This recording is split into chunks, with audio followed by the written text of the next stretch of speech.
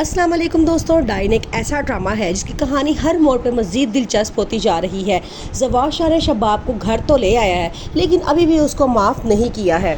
जवाद शाह शबाब से कहता है कि फौजिया तुम्हें यहाँ ले तो आई है, लेकिन तुम इस कमरे को जल्द अज जल्द खाली कर दो। इसका मतलब ये नहीं है कि मैंने तुम्हें माफ़ कर दिया है और मैं तुम्हें गले से लगा लूँगा।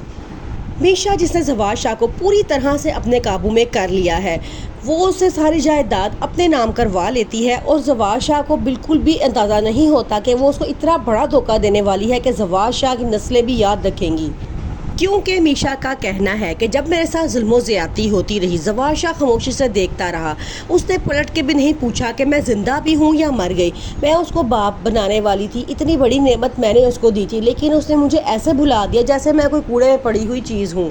जवाद शाह शबाब से कहता है कि कोई तो है जो मुझे अपने मफाद के लिए इस्तेमाल नहीं कर रहा, कोई तो है जो सच्चे दिल से मुझसे मोहब्बत करता है। लेकिन अगर शबाब उसे साफ कहती है कि तुम्हें अभी पता नहीं चल रहा कि कौन तुम्हारा हमदर्द है और कौन तुम्हें खामोशी से अनदेखे जाल में फंसाने की कोशिश कर रहा है।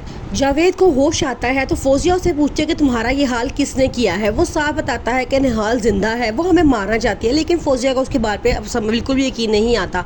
वो समझती है कि शायद चोट की वजह से दिमाग को असर हो चुका है, क्योंकि वो जानती थी कि निहाल तो मर चुकी है और अपने हाथों से इन लोगों ने उसे कब्र में भी दफनाया था। पुलिस को अब शक हो चुका है कि उनके घर में ही कोई है जो उनकी तबाही और बर्बादी का सबब बन रहा है।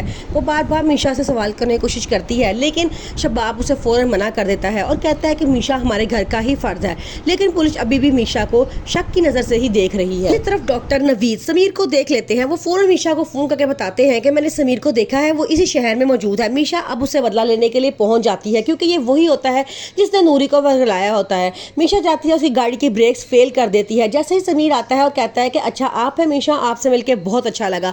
मीशा कहती है कि तुम्हें भी मेरी यह मुलाकात हमेशा याद रहेगी। जैसे समीर गाड़ी चलाता है तो उसका एक्सीडेंट हो जाता है।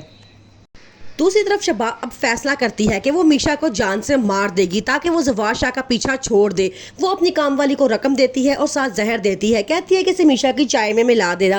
काम वाली फौरन मान जाती है और जाके वही चाय मीशा के आगे रख देती है जिसमें जहर होता है। मीशा भी सारी हकीकत जान चुकी होती है। वो जान के वो चाय नहीं पीती और किसी बहाने से उस चाय को गिरा देती है। इस तरह वो उनके वार से बच जाती है। अब शबाब बहुत गुस्से में है कि वो उसका हर वार नाकाम जाता जा रहा है।